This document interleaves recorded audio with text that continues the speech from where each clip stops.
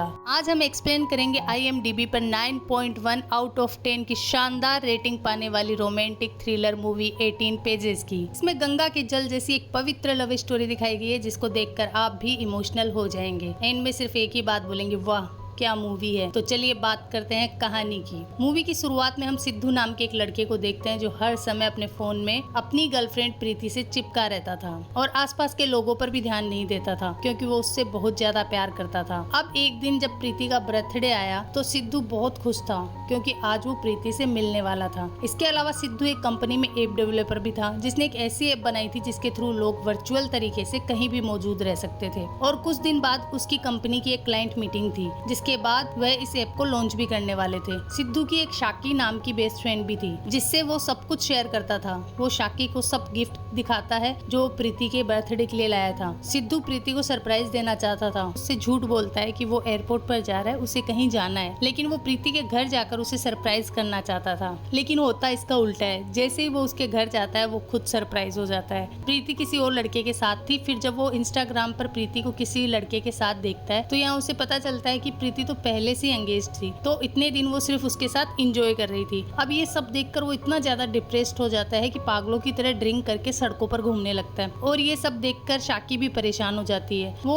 उसे इन सब से बाहर निकलने के लिए बोलती है, लेकिन वो एक दिन गुस्से में आकर प्रीति के BF को मारने लगता है क्योंकि उसे अपना गुस्सा कहीं तो निकालना ही था, जिसकी वजह से पुलिस उसे पकड़ कर ले जाती है। जहाँ सिद्धू के डैड उसे छुड़वाने आते हैं और उसके डैड बहुत बड़े इंडस्ट्रियल थे पर फिर भी वो उनके साथ नहीं रहकर एक फ्लैट में अलग से रहता था। उसका रीजन था उसके ग्रैंडफादर जो कुछ साल पहले घर छोड़कर कहीं चले गए थे और वो अभी तक नहीं मिले थे। इस सब का जिम्मेदार सिद्धू अपने पेरेंट्स को मानता था क्योंकि उन्होंने उनके दादाजी की केयर अच्छे से नहीं की थी। अब घर आकर सिद्धू प्रीति के फोटोज और लेटर्स को जलाने लगता है और सिगरेट जलाने के लिए एक डायरी से कागज फाड़ता है जिसमें कुछ लिखा देख उसे वो डायरी पढ़ने का मन हो जाता है। ये डायरी नंदिनी नाम की एक लड़की की थी। दरअसल जब सिद्धू ड्रिंक करके सड़क पर भटक रहा था तब उसे वो डायरी वहाँ मिल गई थी जिसे वो अपने साथ ले आया था। उस डायरी में लिखा था कि नंदिनी इंस्टाग्राम फेसबुक यूज नहीं करती थी। उसे सोशल मीडिया पर एक डिस्ट्रैक्शन सा लगता था, यहाँ तक कि वो कोई फोन भी यूज नहीं करती थी। अब ये सब पढ़ने के बाद सिद्धू का मन नंदिनी के बारे में और जानने के लिए होता है और वो उस डायरी को आगे पढ़ने लगता है। दरअसल नंदिनी विजयनगर डिस्ट्रिक्ट के एक छोटे से गाँव में थी और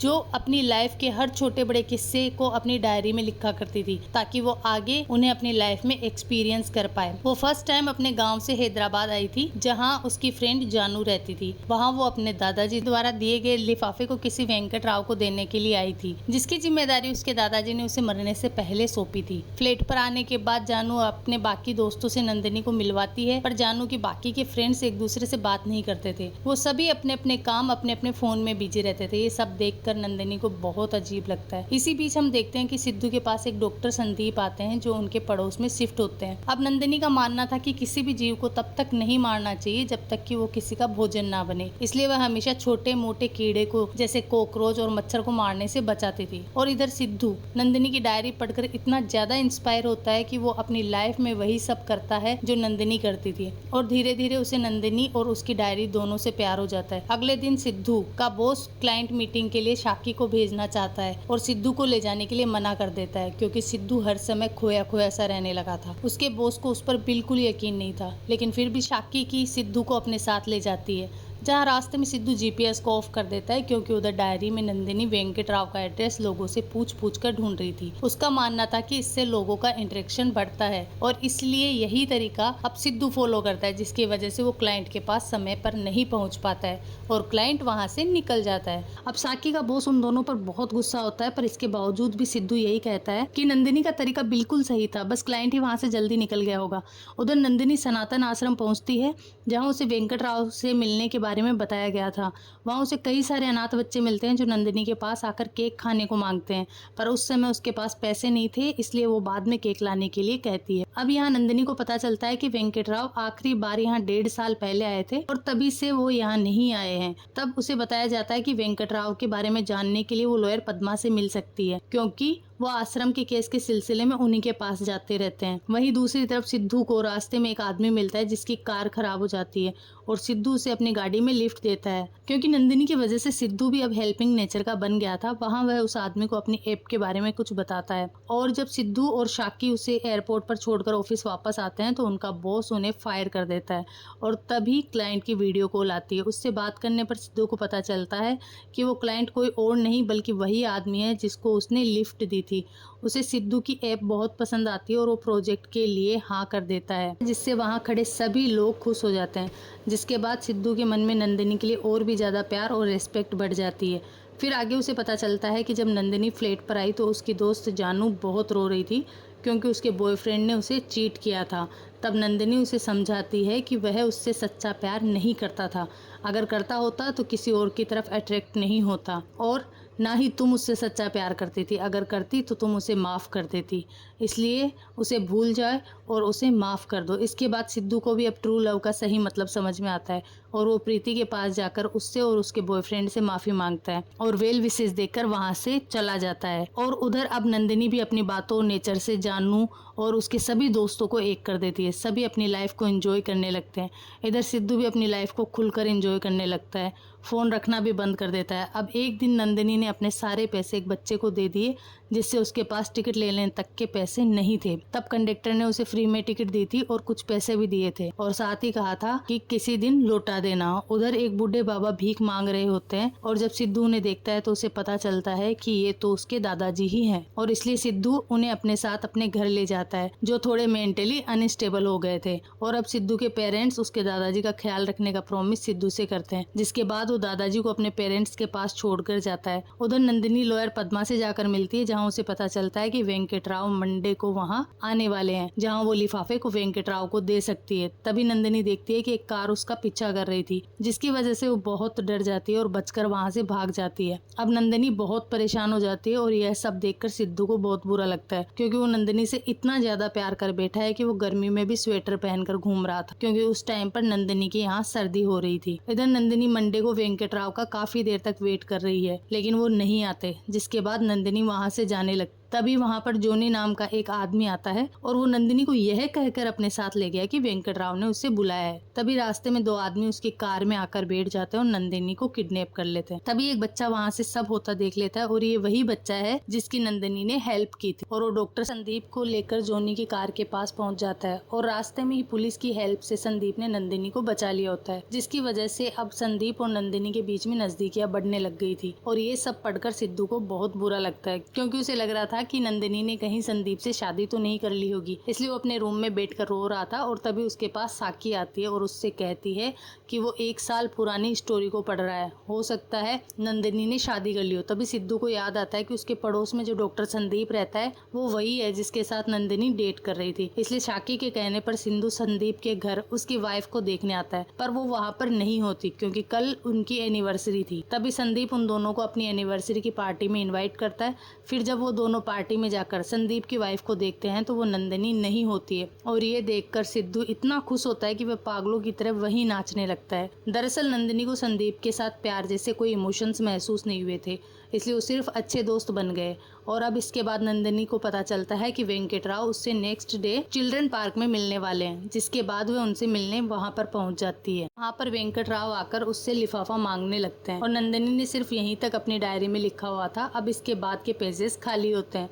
अब एक तरह से नंदिनी सिद्धू की लाइफ में आकर बिना बताए कहीं चली गई थी। तब साकी ने उसे नंदिनी के गांव जाकर ढूंढने को कहा और तभी अगले दिन सिद्धू उसके गांव में यानी कि नंदिनी के घर पहुंच जाता है, जहां उसे नंदिनी की दादी से पता चलता है कि 1 साल पहले नंदिनी और उसकी फ्रेंड जानू का एक साथ एक्सीडेंट हो गया था जिसमें उसकी मौत हो गई थी। जिसे सुनकर सिद्धू के पैरों तले तो जमीन ही खिसक जाती है और वो नंदिनी की डायरी को अपने सीने से लगाकर आंखों में आंसू लिए वहां से चला जाता है। तो यह वो सीन है जो इतना ज़्यादा इमोशनल है कि एक बार तो आपकी आंखों में भी आंसू आ जाएंगे कि ऐसा क्यों हुआ। इसके साथ अब सिद्धू की लाइफ एकदम से जैसे ठहर जाती है और एक दिन वह अपने दादाजी को लोगों को भोजन खिलाते हुए देखता है। तब वो उनसे पूछता है कि आप ये सब क्या कर रहे हो। तब उसके दादाजी बताते हैं कि उसकी दादी की इच्छा थी कि वो गरीबों को खाना खिलाएं। अगर हम मरने वाले की इच्छा को पूरी कर सके तो वो हमारे पास हमेशा जिंदा रहते हैं। और यह सब सुनकर सिद्धू उस डायरी में लिखी हुई नंदिनी की सभी इच्छाओं को पूरी करने में लग जाता है, जिसमें वो वो अनाथ बच्चों के लिए खाने के लिए बहुत सारी चीज़ें लेकर जाता है और सड़क पर रहने वाले उस लड़के का स्कूल में एडमिशन करा देता है।